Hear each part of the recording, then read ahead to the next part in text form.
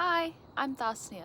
It has been almost 1 year since I came out of the psych ward, and I have some advice. In no particular order, here's the first one. I think the most important advice I needed to know when I got out of the psych ward was to take things one day at a time and to understand that my pace should not be compared to other people's pace. And what I mean by that is when I got out of the psych ward, it's not like when I went there I was completely fixed and now I'm just ready to go back to college, ready to go back to full-time job and everything, right? So what I did is I took a gap semester. I took 8 months off from school and I went back to school at the end of August 2024. So from November all the way to August, I wasn't in school. And this is something I really recommend for people getting out of the psych ward because it's really hard adjusting back to normal life right after you get out of there, because I'm guessing the reason you got into the psych ward was because college and work and friends and relationships, everything, family was overwhelming. It doesn't become not overwhelming right when you get out of the psych ward. If anything, it's just as scary, but in a different way. So I recommend that you take things one day at a time and understand that there is no rush. You have the rest of your life to pursue the things you want to pursue. That doesn't mean it has to be right now. The thing that should be your number one priority right now is your mental wellness, your well-being. There's this quote I really like, which says that this is the first time you're being this version of yourself. So give yourself some grace. I really love this quote because I feel like it kind of reminds me like, oh, this is really hard because I've never done this before. So I shouldn't be beating myself up over this. You know, like today is the first time being this version of me. Today is the first time I'm dealing with the problems that happened yesterday. I didn't have these problems 1 month ago. That was a different version of me. So today, while it's my first time dealing with this, I need to give myself some grace. I need to understand that this is hard and I need time to deal with this anxiety, this anger, this sadness. And that's what I try to tell myself every day, that it's okay. It's okay to need time. I would also suggest that if you take your gap semester or if you don't, if you go to work or if you don't, definitely put therapy and psychiatry in your regular schedule as much as you can afford. So if that's every week or twice a week or once a month, do whatever you can do to make sure it's just a part of your life. I think after the psych ward, life can get so overwhelming that we need professionals to help us get it together. And we need people to still talk about the reason we went into the psych ward in the first place. You're only in the psych ward for so long, and the rest of that time, when you get out, you're back in the real world, and the real world is running. The bills are going to be needing to be paid. The dishes are going to need to be washed. Life runs, and you have to run with it. And it's going to be so hard that you need professional help to help you get along the way. So that brings me to what I'm already saying, which is that the more you live in your truth, the more your truth will get better. So after the psych ward, they recommend you to go to an outpatient program, which consists of group therapy, individual therapy, and even family therapy if you want. And I just really want to say it is not a waste of time at all to participate in these meetings. A lot of people pay for these programs and then don't show up. And I think that's an absolute waste, not just of money, but that's like taking away your chance to get better. You know, that's self-destructive, that's self-abusive. And there's people that say like, oh, there's no way it could help me, I can't be helped and all that stuff. Well, you gotta try. You already know what your life looks like when you don't do these things. You already know how miserable it is, how dysfunctional it is. What if trying this? What if, right? What if? What if trying these things actually makes it better? You don't know unless you try. So I encourage you to show up to group therapy, show up to your individual, and tell them what's really going on, because the more you tell them, the more equipped they are to understand and see you and know what to say and know what coping tools to give you. And then they can understand the root of your anxiety, the root of your anger that maybe you're not ready to see yet, or you don't even know what it is. They might figure it out. And one of my absolute favorite group therapy sessions is when everybody shares. Everybody's like, my life sucks, I have trauma, my parents suck, my boyfriend sucks, blah blah blah. Like, we all get along so well when we all admit that we're in pain. It brings us together, it makes us feel like family, like community. And then we end up cracking jokes after all of that, and we end up giving advice, like one group classmate to another. We give each other advice, and it actually really helps, and it makes me feel like I'm not alone. Like, I'm not lonely anymore when I show up to these meetings. And remember that every time you come to these sessions, this is a courageous act of self-care, of self-love, and you are putting yourself in the right direction. And this effort that you're putting into yourself, it will never betray you. And you should be proud of yourself for fighting for your life. That's what this really is. You're fighting. You're fighting a war that's going on in your own head. And you're using people like the therapy sessions to help you win the war, and that's exactly what you should be doing. That's exactly how you win. Every time they come up, in that moment, try to speak to them. It's like the movie Inside Out. You know, there's the character anxiety, anger, and sadness. Separate them as if you are not your anxiety. Your anxiety is like someone else taking up space in your mind. You are not your sadness. Sadness is someone living inside of you. And that sadness is someone you can actually communicate with. So I recommend you talk out loud, write in a journal, or type in your notes app. Just vent about everything on your mind and try to calm them down, the sadness, the anger, the anxiety, rather than blaming it all on yourself. Detach and recognize that these are separate entities and they are not your identity. And then create an imaginary friend. Someone who has the best interest in mind for you. You can think of them inside of your head. So for example, if you're a fan of BTS like myself, imagine J-Hope is talking to you. What would he say to you? What advice would he give? What clothes is he wearing? Where are you guys? Are you on a bench by the river? Or are you sitting on your balcony? If he was with you right now, what would he say to make you feel better? What kind of jokes would he crack to cheer you up? What compliments would he give you? Or what if it's Phoebe from Friends? Or what if it's Naruto? Think about what their voice sounds like, their laugh. Really, like, make this whole fantasy world where when you're there, you're being taken care of. You have someone to talk to. Imagine them telling you that everything's gonna be okay. Imagine that they give you a hug. Imagine them telling you about all the things in their life that they overcame. This is my #1 favorite way to deal with my emotions, especially when I don't feel like I have people to talk to about it. And because it's all going on in my head, I can do this on my train commute to school or right before bed when there's, everyone else is sleeping. And I want you to remember that avoiding your emotions is way more dangerous than the emotions themselves. Emotions are your body's way of telling you that you are in need of care. It is not your body's way of hurting you. It's not unnecessary.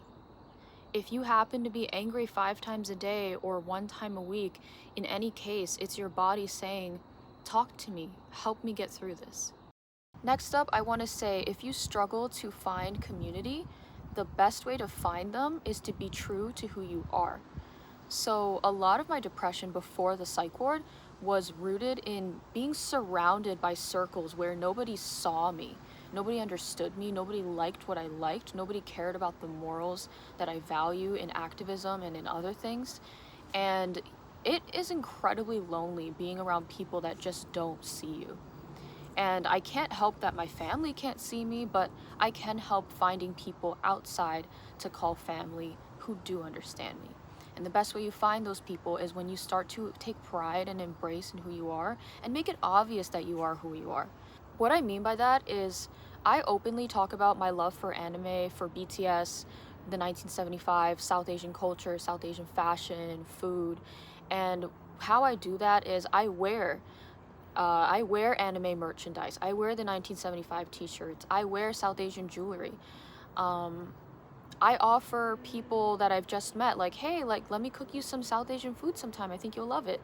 Or, I've even offered to do henna for people, and just being so open about the things that I offer and the things I like attracted people that like the same things back, that take an interest in the same things. I also love creative writing, so I immersed myself in a summer creative writing workshop. I love anime, so I joined Anime Club. I love film, so I'm a film major and I'm in the film club. If you're gonna be the student that goes straight home after class, well, where is the opportunity there to meet people? Where's the opportunity to connect? You know, like, I know someone who just goes straight home after class and she's depressed and she's like lonely about why there's no one in her life, but I keep telling her, like, you're not even making it possible for people to come into your life because you're not approaching people. You're just kind of waiting for them to come to you, and they can't always come to you. You have to put in that effort too. It takes two to tango, you know? And I know it can be really scary, especially for people with social anxiety and all these things, but that's why I'm saying, like, you don't always have to just approach somebody and be like, hey, can we be friends? Like, that's not really how it works anyway, right? It's sometimes just wearing or eating or doing the things you like or showing up to places of common interest. That's how you meet those people.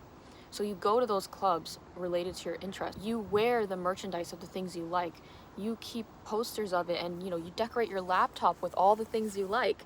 And then someone might approach you in the library and be like, oh my god, like, I love BTS. That's a BTS sticker, right? And I'll be like, yeah. And then we start a conversation and we become friends. This has really happened in my life. Like, I'm not lying right now.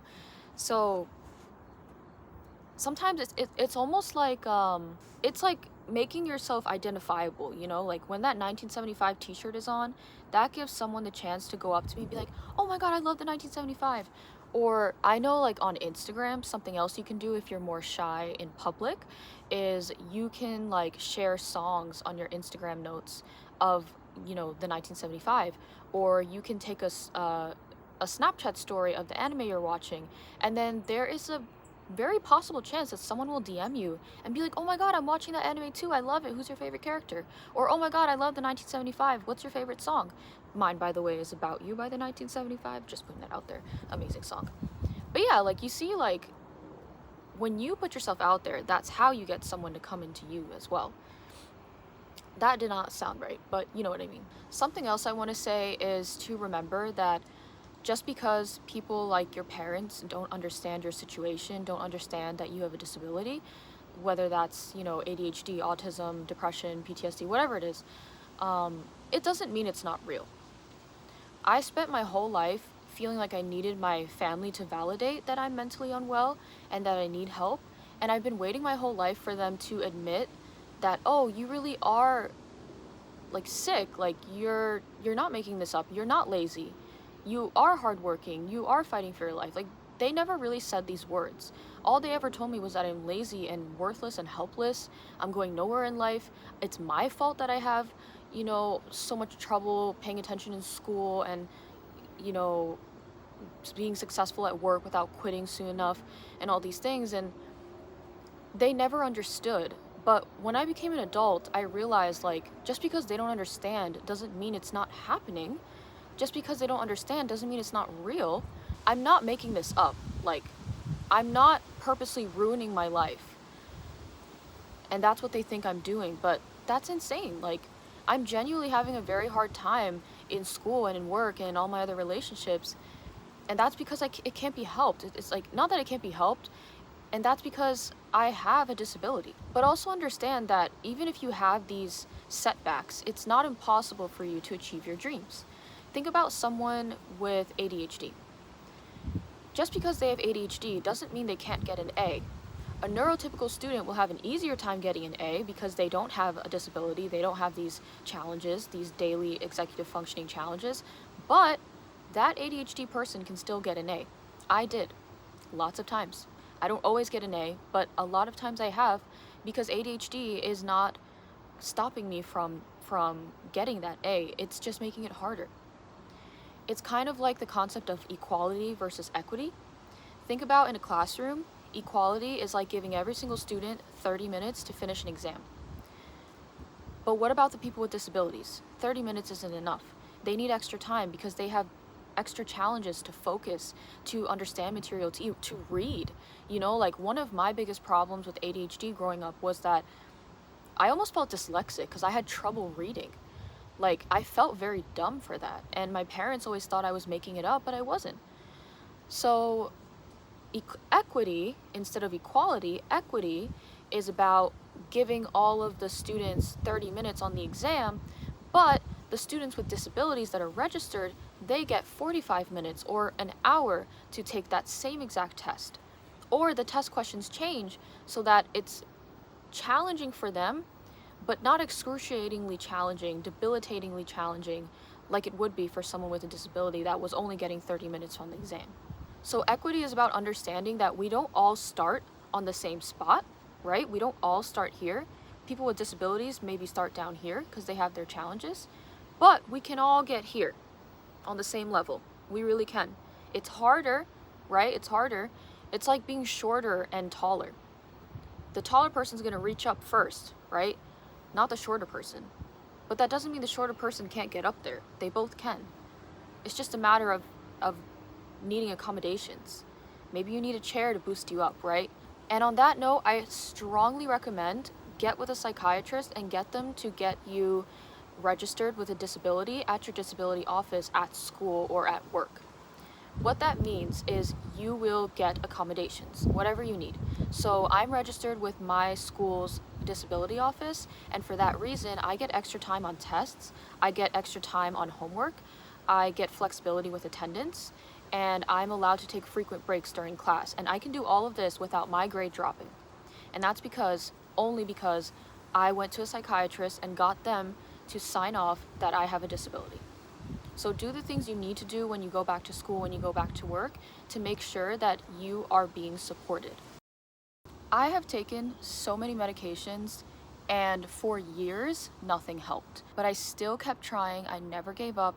I changed my doctors, I changed my medications, and eventually I landed on several that helped me, like a night and day difference. I finally feel more like myself. I started taking Abilify, Adderall, and Trazodone. I feel like my mood is better, my mood is more stable, I'm sleeping better. And something I want you to know is that finding the right therapist or the right psychiatrist is kind of like dating. It takes time to find someone you're compatible with, you know? Like the first person or the third person, maybe even the sixth person may not be right for you, but that doesn't mean nobody's right for you. It's just a matter of time. Eventually you will land on someone good, so please make the effort. I would recommend psychologytoday.com. That's a great way to find a therapist or psychiatrist in your area with needs that are specialized to whatever your issues are, like PTSD or BPD or autism, whatever it is. And it also makes sure that the person you're looking for has your insurance covered and all that kind of stuff.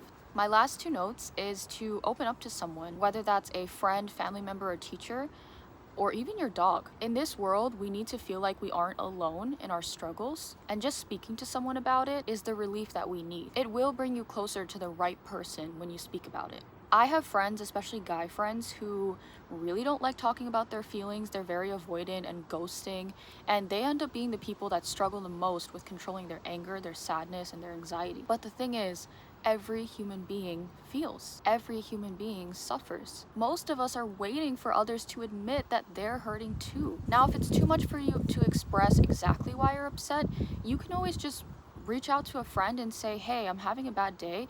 Do you think we can play video games later tonight? Or, hey, I'm having a bad day. Do you think you could send me a meme to cheer me up? And you don't have to be specific about why you're having a bad day, but just saying that you're having a bad day and reaching out for help, for comfort, is more than enough. It's so courageous, and it's way better than not telling anybody at all. Do you see how there's like a line here where you're admitting you're hurting, but you're not saying why because you're not ready to yet? That's completely okay. That is better than nothing. That is an incredible start. I really recommend that for you. And if you don't have anybody to talk to, I recommend the suicide hotline.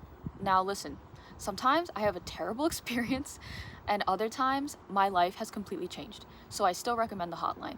I also recommend going on Reddit, going to pages like autism, ADHD in women, cptsd, PTSD, maladaptive daydreaming. There's like so many different Reddit pages you can go to where people go there and post about the struggles, or post about things that have been helping them, or post about things that are relatable. It makes me feel not alone when I go on Reddit and see that there's like thousands of other people struggling with the same exact thing as me that my circle in real life doesn't understand at all. Now, in terms of reaching out to the hotline and just reaching out to friends, I recommend you always shoot your shot and try these things out, because again, you already know what your life looks like when you don't do these things. But you don't want to have regret of what if. What if I reached out to them? What kind of advice would I have gotten? What kind of comfort would I have gotten? And not every attempt will help you right away, because obviously life isn't perfect. But in the long run, once again, effort never betrays you. There is something to learn in everything that we do. And I believe so firmly that effort never betrays you. I literally tattooed it on my arm. See? There it is. My very last piece of advice is just a follow-up of what I was saying right before, which is to go on Reddit pages or also go on YouTube to become educated about mental health. When I go on these pages, it almost reminds me that everything is going to be okay, that I'm not alone in this struggle, I'm not lazy, I'm not crazy, I'm not making this up. And I know that because there are thousands of people on Reddit, on YouTube, talking about these same issues. And when I go on YouTube and I type up like whatever problem I'm going through, and then I see a massive amount of videos talking about this subject for free, it makes me feel like it's not impossible to persevere in life, you know? So after I got out of the psych ward, something I did was spend an immense amount of time on Reddit and on YouTube trying to help myself. These are free resources and free communities. I'm gonna list around here somewhere the videos that have really helped me get through my life. But yeah, that is everything for today. I wish you the best of luck, and thank you so much for coming to my channel. Please like, comment, and subscribe.